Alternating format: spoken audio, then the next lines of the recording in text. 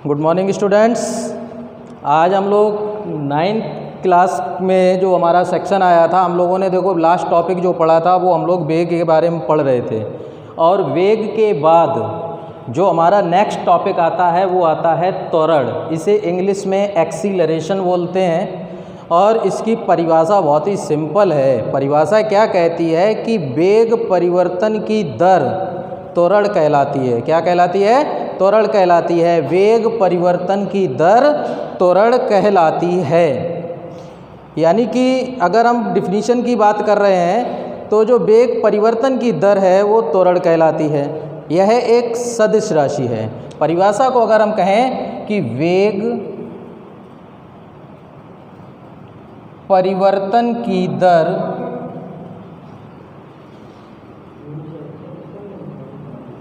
त्वरण कहलाती है। अगर वेग परिवर्तन की दर त्वरण कहलाती है तो त्वरण बराबर सूत्र बनता है वेग परिवर्तन बटे लगा समय। डिफिनीशन के अनुसार क्या कह सकते हैं? त्वरण बराबर वेग परिवर्तन बटे लगा समय। ये हमारी यहाँ पर परिभाषा के अनुसार बना हुआ ये एक फॉर्मूला है। अगर हम बात करें वेग परिवर्तन, अगर परिवर्तन की बात होती है कि यदि कोई वस्तु प्रारंभिक समय तो प्रारंभिक वेग, वस्तु का प्रारंभिक वेग यदि u है और अंतिम वेग v है और लगा समय जो है वो t है, तो हम फार्मूले के अनुसार कैसे निकालेंगे? त्वरण एक्सीलरेशन है तो इसे स्मॉल a से लिखा जाता है। वेग परिवर्तन अगर वेग में निकालेंगे तो हम क्या करेंगे? अंतिम वेग में से प्रारंभिक वेग को घटा देंगे, जो डिफरेंस आ जाएगा। तो यानी कि फॉर्मूला बनेगा v minus you upon T. समय कितना लगा था? t। तो एक फॉर्मूला हमारे पास इस तरीके से भी आ सकता है। राशि हमने आपको बता दी थी। त्वरण कैसी राशि है? त्वरण सदिश राशि है। त्वरण सदिश राशि है। अब आप एक चीज़ और समझ लें, त्वरण सदिश राशि है। हमने दो चीज़ें यहाँ पर सीखी। पहली कि डिफिनीशन क्या है कि वेग परिवर्तन की जो दर है वो त्वरण कहलाती है और उसका फॉर्मूला क्या होता है? त्वरण बराबर वेग परिवर्तन बटे लगा समय।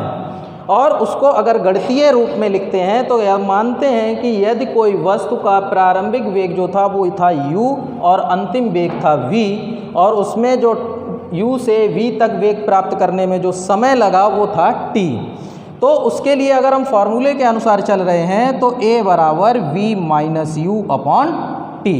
अब हम सभी लोग जानते हैं कि जब हम फॉर्मूला लिखते हैं तो उसके मात्रक की भी आवश्यकता पड़ती है।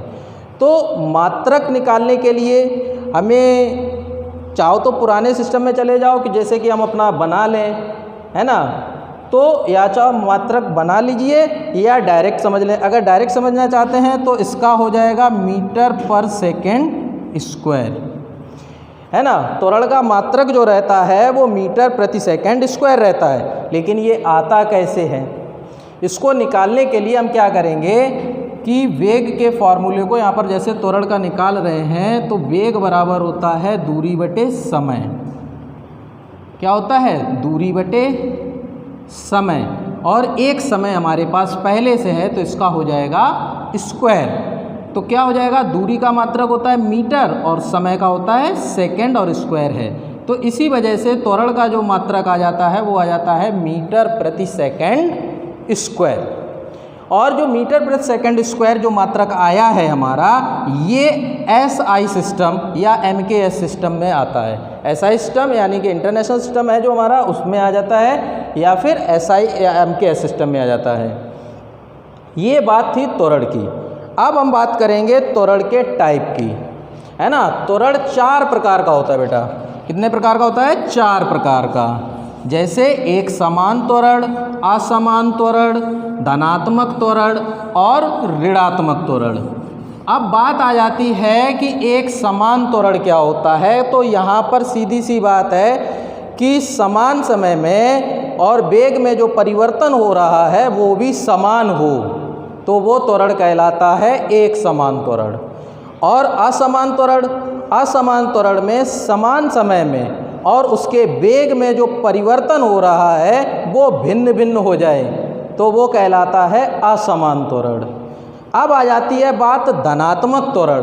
धनात्मक त्वरण में क्या होता है कि समान समय में और वेग में लगातार जो परिवर्तन हो रहा है वो वृद्धि के रूप में चला जाए, यानी कि वेग परिवर्तन जो है वो लगातार बढ़ता चला जाए, तो वो होता है धनात्मक त्वरण। उसके बाद बात आती है ऋणात्मक त्वरण की। ऋणात्मक त्वरण में होता है कि समान समय में लेकिन वेग के परिवर्तन तो होगा, लेकिन वेग लगातार बढ़ने की बजाय लगातार घटना स्टार्ट हो जाए, तो कहलाता है ऋणात्मक त्वरण। और इसी को बोला जाता है मंदन, है ना। इसकी यहाँ पर जो हमारा ऋणात्मक त्वरण है उसको भी हम क्या बोलते हैं, मंदन। तो हम जो यहाँ पर लिख रहे हैं इसको आप अपने कॉपी पे ज़रूर लिख लीजिएगा। त्वरण के प्रकार,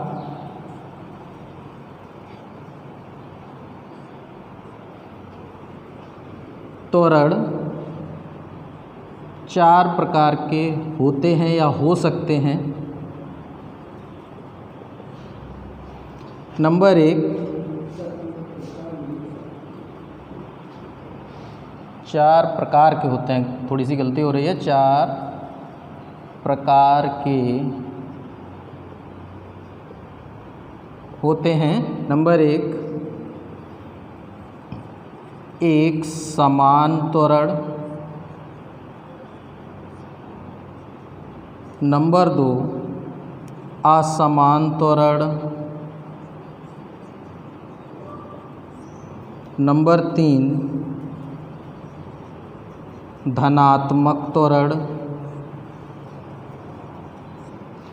और नंबर 4, ऋणात्मक त्वरण या मंदन, है ना।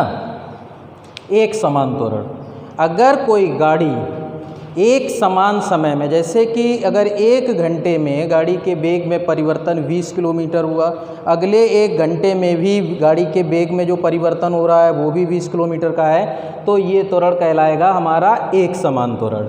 उसके बाद आ जाता है असमान त्वरण। समान समय में वेग में जो परिवर्तन हो वो लेकिन कैसा होना चाहिए, असमान हो, है ना। तो जब वेग में परिवर्तन असमान होगा तो वो त्वरण भी हमारा कैसा होगा, असमान त्वरण होगा। बात आती है धनात्मक त्वरण की।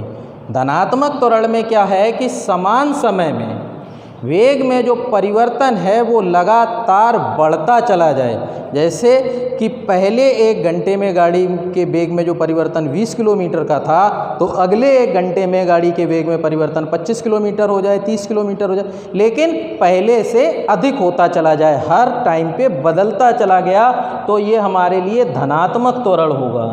उसके बाद आ जाती है बात ऋणात्मक त्वरण की। ऋणात्मक त्वरण में समय के साथ अगर किसी वस्तु का वेग जो परिवर्तन हो रहा है वो परिवर्तन डिक्रीजिंग में चला जाए, अर्थात वो बढ़ने की बजाय उसमें जो क्या नाम वेग का परिवर्तन है वो घटने लगे, तो वो क्या कहलाता है, ऋणात्मक त्वरण या मंदन कहलाता है। तो ये थी हमारी त्वरण की बात। अब हम अगले टॉपिक की बात करेंगे। तो बेटा जो हमारा त्वरण चल रहा है उस त्वरण में हमने एक सवाल को भी यहाँ पर मेंशन किया है। सवाल है कि एक रेलगाड़ी स्टेशन से चलना प्रारंभ करती है और एक समान त्वरण के साथ चलते हुए 10 मिनट में 40 किलोमीटर प्रति घंटे की चाल प्राप्त करती है। इसका त्वरण ज्ञात करना है हमें बेटा, इसका त्वरण ज्ञात करना है। तो जब गाड़ी रेलवे स्टेशन से चलना प्रारंभ करेगी तो उस समय उसका जो प्रारंभिक वेग है, प्रारंभिक वेग है यानी कि u बराबर वो होगा 0। और उसने जो अंतिम चाल जो थी उसने प्राप्त की 40 किलोमीटर प्रति घंटा, यानी कि अंतिम चाल या अंतिम वेग जो प्राप्त किया उसे हम b से लिखते हैं अंतिम वेग को बेटा, और ये था 40 किलोमीटर प्रति घंटा। चूँकि MKS सिस्टम में जाएंगे तो मीटर और सेकंड में इसको बदलेंगे, तो हम क्या करेंगे, इसमें 5/18 का गुणा कर देंगे।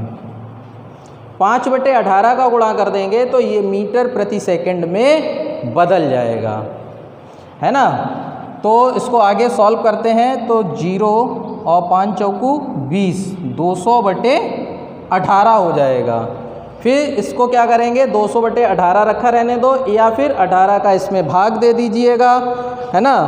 तो ये हमारे लिए वैल्यू आ जाएगी। अभी फ़िलहाल हम इसको काट देते हैं, 2 से 2 नेम 18 और ये हो जाएगा 100, यानी कि 100/9 मीटर पर सेकेंड।